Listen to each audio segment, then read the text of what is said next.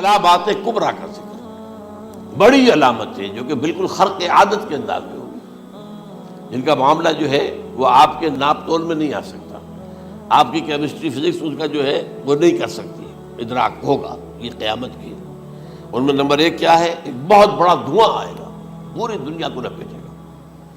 Number دو، دجال کا ظہور ہوگا، جو اپنی خدائی کا دعویٰ لے کر آئے گا اور بنوائے گا۔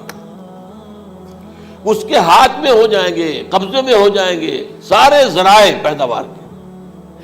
اس کی طرف بھی پہلا قدم اٹھ چکا ہو، ٹرپس کے نام سے معاہدہ ہو چکا ہے۔ کوئی ملک اپنا بیج پیدا نہیں کر سکتا ہو، یہ بیج ہم نے ڈیولپ کیے ہیں۔ ان کے ڈیولپمنٹ سے پہلے تم ایک ایکڑ سے کتنی گندم لیتے تھے، آج کتنی لے رہے ہیں؟ کس بنا پر؟ جینیٹکس کا جو کام ہم نے کیا ہے اس کی بنا پر ہو رہا۔ ہاں تو ہمارا حق ہے، اس کی رائلٹی ہمارے پاس آنی چاہیے۔ لہذا صرف ان اداروں سے، ملٹی نیشنل سے خریدا جائے گا بیج، اور بیج بھی وہ دیں گے وہ کہ جس سے جو فصل اگے گی وہ بیج نہیں لا سکتی، وہ بیج کا کام نہیں کر سکتی۔ جیسے آپ کو معلوم ہے کہ آپ کے ہاں جو گوشت کھایا جاتا ہے مرغے کا، تو مرغا وہ جو ہے اس میں مرغا ہو یا مرغی ہو، اس کے اندر کوئی وہ کیفیت ہی نہیں ہے۔ ان کے انڈے جو ہے ان سے آپ بچے حاصل نہیں کر سکتے، ہے تو انڈا، دیکھنے کو تو انڈا ہے، لیکن وہ بنڈا جو ہے اس سے بچہ تو نہیں حاصل کر سکتا۔ ایسے ہی وہ گندم کا بیج دیں گے، نظر آئے گی گندم، لیکن اس کے اندر وہ صلاحیت نہیں ہے کہ اس سے جو فصل اگے گی اس کا نتیجہ جو ہے وہ بھی آپ لے سکیں۔ یہ ہونا ہے، اللہ جانے، قدم اٹھ رہے ہیں ادھر۔ پھر یہ ہے کہ دابۃ الارض، زمین سے ایک حیوان نمودار ہوگا، زمین شق ہوگی۔ ابھی میں کہہ رہا ہوں خرق عادت ہے، یہ چیزیں وہ نہیں ہیں جو ہماری کسی حساب کتاب میں، جو باتیں پہلے آئی ہیں وہ تو حساب کتاب میں آ رہی ہیں، ساری سمجھ میں آ رہی ہیں، ساری چیزیں مشاہدہ ان کا ہو رہا ہے۔ لیکن یہ ہے کہ دابۃ الارض، یہ کہتے ہیں کہ کوہ صفا، اس میں تو نہیں ہے حدیث میں، کوہ صفا پھٹے گا اور اس میں سے ایک حیوان دابہ وہ ظاہر ہوگا، تو اسی لیے فرمایا ہے وَإِذَا وَقَعَ الْقَوْلُ عَلَيْهِمْ أَخْرَجْنَا لَهُمْ دَابَّةً مِّنَ الْأَرْضِ تُكَلِّمُهُمْ، تو ہم اندر سے پیٹ کے چیر کر زمین کے پیٹ کو ایک حیوان کو برآمد کریں گے جو انسانوں سے بات کرے گا، گفتگو کرے گا۔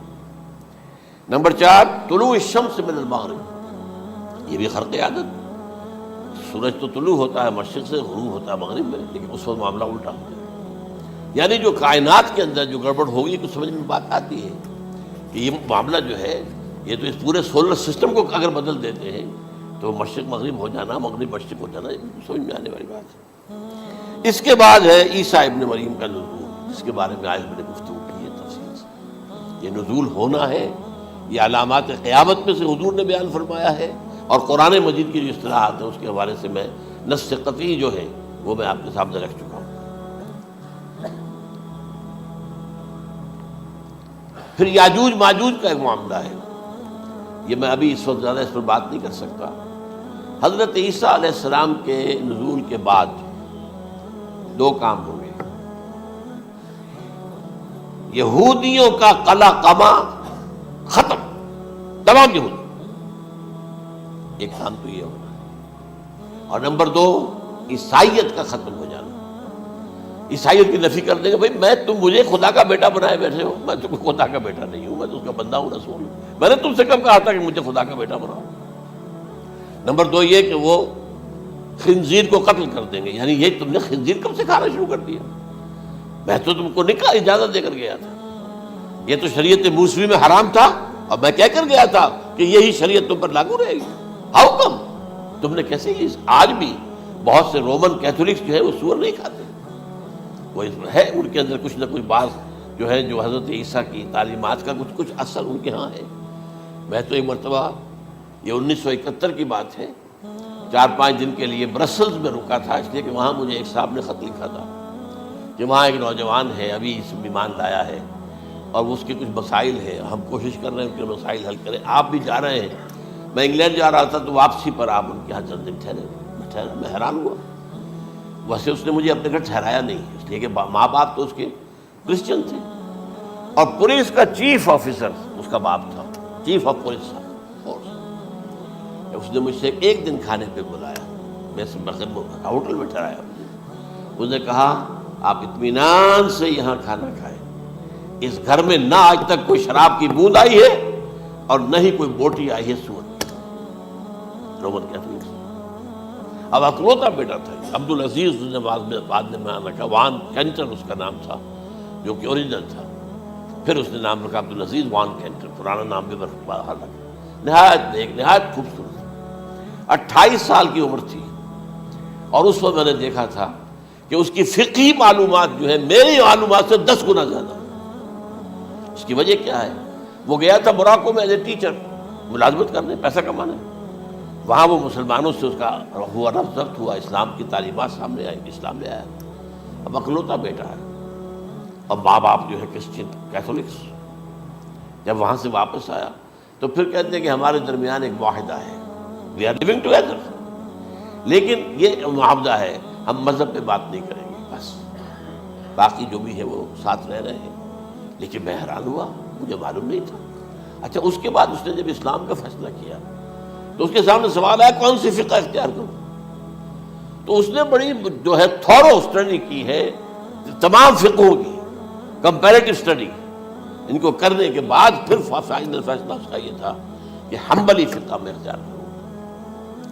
چاروں فقہوں میں سب سے لیٹسٹ حنبلی ہے، یعنی حنفی نمبر 1، پھر مالکی نمبر 2، پھر اس کے بعد شافعی نمبر 3، پھر یہ امام احمد ابن حنبل ہے۔ اور امام احمد ابن حنبل کے زمانے تک احادیث بہت بڑے پیمانے پر جمع ہو چکی تھی، جبکہ ابھی حضرت امام ابو حنیفہ کے زمانے میں کوئی اتنا زیادہ جو ہے حدیث قابل ذخیرہ نہیں بنا تھا۔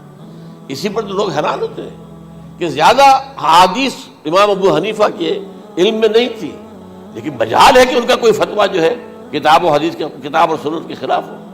اگرچہ انہوں نے صاف کہا کہ اگر تم پاؤ کوئی ایسی سچی حدیث، پختہ حدیث جو میری کسی رائے کے خلاف ہو تو میری رائے کو دیوار پر دے مارنا اور اس صحیح حدیث کی پیروی کرنا۔ لیکن ویسے اس کے بعد یہ کمال یہ ہے کہ بہت ہی کوئی شاذ معاملہ ہے کہ جس میں ان کا کوئی فتویٰ وہ کتاب و سنت کے منافی ہو یا سنت کے منافی ہو۔ کتاب پہ تو سوال پیدا نہیں ہوتا، کتاب تو ساری ان کے سامنے موجود تھی۔ اس کے بعد یہ ہے کہ یاجوج ماجوج، جیسے میں بتا رہا تھا آپ کو کہ جب عیسائیت بھی ختم ہو گئی، یہود ویسے ختم ہو گئے، استیصال ہو گیا، جڑ کٹ گئی، اب عیسائیت گویا کہ اسلام میں ضم ہو گئی، عیسائیت مذہب ختم، یہودی خود ختم۔ اب یہ طاقت کتنی ہو جائے گی؟ تقریباً 2/3 دنیا آ گئی تمام۔ اب عیسائی 2 ارب کے قریب ہے، 1 ارب 90 لاکھ ہو گئے، 90 کروڑ ہو گئے، یا مسلمان بھی 1 کروڑ 50-60 لاکھ ہیں، دونوں کو جوڑ لیجیے کتنے ہو گئے، 6 ارب کل آبادی ہے۔ لیکن اس کے بعد آتا ہے یاجوج ماجوج کا خروج۔ یہ یاجوج ماجوج میرے نزدیک چائنا اور رشیا ہے، ان کی مجموعی طاقت اتنی ہوگی اور یہ اس طرح آئیں گے ہر اونچائی پر سے اترتے ہوئے، پھسلتے ہوئے، جیسے 1962 میں جب وار ہوئی تھی بٹوین چائنا اینڈ انڈیا 1962 میں، تو وہ اس وقت کا نقشہ جو آج بھی اخبارات میں پڑھتا تھا تو یاد، waves after waves of Chinese soldiers were coming down the slopes of Himalayas۔ یہ تو وہ ہے نا جن کی تعداد کا کوئی حساب نہیں ہے۔ اور رشیا اور یہ مل کر جو ہے، میرا اندازہ یہ ہے کہ جب پہلے ملحمۃ العظمیٰ ہوگی وہ عیسائیوں اور مسلمانوں کے درمیان، اس وقت یہ دونوں پاورز نیوٹرل رہے گی، لیکن غالباً یہ بات طے کر لیں گی کہ ویپنز آف ورلڈ جو ہے ماس ڈسٹرکشن، یہ استعمال مت کرنا۔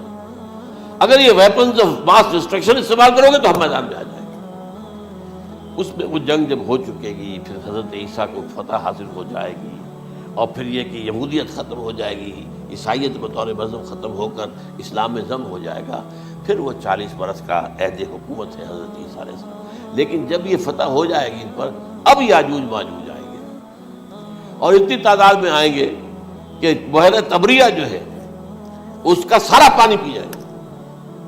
یہ تو اگر آپ کو کبھی اندازہ ہو یا کوئی آپ جانیں ان لوگوں کو جو ان چینیوں سے واقف ہیں، وہ کہتے ہیں زمین پر ہلتی ہوئی کوئی چیزوں سے وہ چوری چھوڑ کے کھا جائیں گے۔ جہاں وہ جاتے ہیں ایز اے لیبرر، وہاں کے جو سارے کتے ہیں ختم، ساری بلیاں ختم، ہر شے، وہ جو سانپ کھاتے ہیں، ہر چیز کھاتے ہیں۔ اور یہ تمام ایسٹرن کنٹریز کے اندر ہوتا ہے.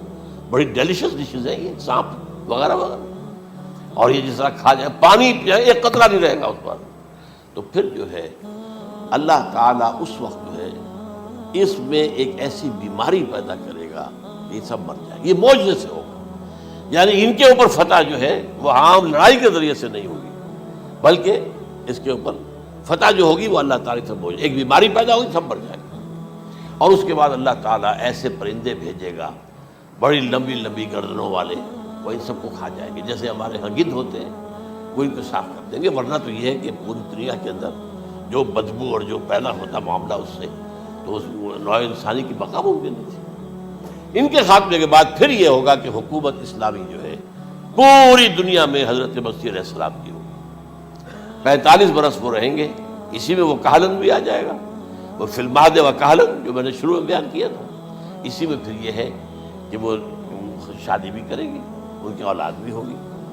اور پھر ان کا انتقال ہوگا تو حضرت حضور صلی اللہ علیہ وسلم کے حجرے میں، وہیں پر جہاں حضور اور ابو بکر اور عمر رضی اللہ تعالیٰ عنہ دفن ہے، وہیں پہ ان کو دفن کیا جائے. اور قیامت کے دن حضور فرماتے ہیں کہ میں اور یہ تینوں ساتھ ہیں. تو یہ ہے حالات و واقعات. بہرحال اس میں یہ ہے کہ یہ نوٹ کر لیجئے کہ جہاں تک ہمارے ہاں آج کل کا معاملہ ہے، میرے نزدیک میں یہ کہنے پر مجبور ہوں، جو رفع و نزول مسیح کو نہیں مانتا وہ کم سے کم منکر حدیث ضرور ہے. میں اس سے کم کا فتویٰ نہیں دے سکتا. اب یہ ہے کہ جو لوگ مہدی کو نہیں مانتے ان کا معاملہ میں مختلف سمجھتا ہوں. چند منٹ لے رہا ہوں آپ کے وہاں، اس لیے کہ ان کی حدیثیں صحیحین میں نہیں ہیں، بخاری مسلم میں نہیں. اور یہ کہ بہرحال ان کا معاملہ جو ہے وہ ایسا نہیں ہے حضرت عیسیٰ کا. حضرت عیسیٰ کے آنے کا جو کچھ ہوگا وہ تو میں نے آپ کے سامنے بیان کر دیا. لیکن یہ ہے کہ حضرت مہدی ہمارے نزدیک اس میں خرق عادت کوئی ہے ہی نہیں. جیسے ہر صدی کے مجدد ہوتے ہیں، آخری صدی کے مجدد وہ ہوں گے، اور میرے نزدیک یہی آخری صدی ہے اور اسی میں حضرت مہدی کا ظہور ہو جانا. سعودی عرب میں کوئی خانہ جنگی ہوگی کسی بادشاہ کے انتقال پر، اور پھر اس وقت یہ ظاہر ہوں گے. اس وقت ملک کے حالات کو سنبھالنے کے لیے لوگ ان کو زبردستی نکالیں گے، چھپے ہوئے ہوں گے ایک گھر میں. یہ حضرت ام سلمہ رضی اللہ تعالی عنہ کی روایت ہے کہ ایک بادشاہ کے انتقال پر یہ خانہ جنگی ہو جائے گی اور ایک شخص مدینے سے بھاگ کر مکے میں چھپ جائے گا. یہ تو ہے ان کے الفاظ، میں توجیہ کر رہا ہوں. یہ لوگ ان کی طرف دیکھ رہے ہوں گے کہ یہ جو وقت آیا ہے فتنے کا ہماری قوم پر، ہمارے ملک پر، تو ان کی شخصیت ایسی ہے کہ یہ بیچ میں آئیں، صلح صفائی کرائیں، اور وہ جو ہے اس ذمہ داری سے بچ کر بھاگیں گے اور جا کر مکے میں چھپ جائیں گے. پھر لوگ انہیں تلاش کر کے نکالیں گے اور زبردستی ان کے ہاتھ پر بیعت کریں گے، ورنہ وہ اتنے بڑے منصب کو. اور پھر یہ بھی ہے، ایک حدیث میں آتا ہے یصلحوا فی لیلۃ واحدہ، ایک رات میں ان کی مکمل اصلاح کر دے گا. یعنی اگر کوئی تھوڑا بہت نقص اور عیب کوئی ہوا بھی، کوئی کمی کوتاہی ہوئی بھی، تو اللہ تعالیٰ ایک رات میں اصلاح کروا دے. لیکن ہمارے نزدیک اس قدر کوئی خرق عادت ہے ہی نہیں. البتہ جو کہتے ہیں اہل تشیع، وہ خرق عادت ہے کہ ان کے 12ویں امام جو ہے وہ بچپن ہی کے اندر اس خوف سے کہ جو بنو عباس بادشاہ ہیں وہ ان کو قتل کر دیں گے، تو وہ ایک غار میں چھپا دیے گئے. اب وہ 1200 برس سے اس غار کے اندر چھپے ہوئے، اور اس کے بعد وہ ظاہر ہوگی، وہ امام مہدی ہوگی. اس میں خرق عادت ہے. لیکن میں یہ کہتا ہوں کہ محض خرق عادت کی بنیاد پر ہم اس کی نفی نہیں کریں گے. کیوں؟ کیا ہم یہ نہیں مانتے کہ اصحاب کہف 300 برس تک سوئے رہے؟ یہ کیا عام بات ہے؟ حضرت عزیر علیہ السلام اللہ نے انہیں موت دی، موت، اور 100 برس کے بعد زندہ کر کے اٹھا لیا. تو خرق عادت حضرت عیسیٰ کو ہم اتنا بڑا خرق عادت مانتے ہیں کہ اٹھا کر آسمان پر، تیسرے آسمان کے اوپر ہیں، موجود ہیں، اب بھی ہیں. شب معراج میں تیسرے آسمان پر حضور کی ملاقات میں سے ہوئی. تو یہ خرق عادت کی بنیاد پر نفی نہیں ہم کرتے. ہو سکتا ہے، لیکن یہ کہ اس کے لیے ہمارے پاس کوئی دلیل نہیں، کوئی احادیث نہیں، کچھ نہیں، اس لیے ہم اس کو نہیں مانتے. البتہ خود وجود جو ہے حضرت مہدی کا وہ کوئی عجیب بات نہیں ہے. وہ تو جیسے پہلے بھی آئے ہیں ہمارے مجددین، ایسے مجدد ہوں گے اور دین کو تازہ کر دیں گے. ایک صحیح اسلامی ریاست جو ہے وہ عرب میں قائم ہو جائے گی دوبارہ. حضور نے فرمایا وہ عدل اور انصاف سے عرب کو اسی طرح بھر دے گا جیسے کہ وہ اس سے پہلے ظلم اور جور اور زیادتیوں کے اوپر سے بھری ہوئی ہوگی. تو یہ کام ہوگا، یہ تو مجدد کا کام ہوتا ہی ہے اس حوالے سے. لیکن بہرحال میں نے پھر بھی کہا کہ اگر احادیث کی کمزوری کی وجہ سے کہ صحیح عین میں نہیں ہے، اگر کوئی شخص انکار کرے تو مجھے کوئی اعتراض نہیں ہے، ٹھیک ہے، لیکن جو حضرت عیسیٰ کے نفع سماوی اور حضرت عیسیٰ کے نزول کا انکار کرتا ہے وہ کم سے کم، میں انہیں اور آگے کوئی فتویٰ نہیں دیتا کہ وہ کافر ہو گیا یا یہ ہو گیا یا وہ ہو گیا، لیکن منکر حدیث کے لائن میں تو وہ لازمت کھڑے ہو۔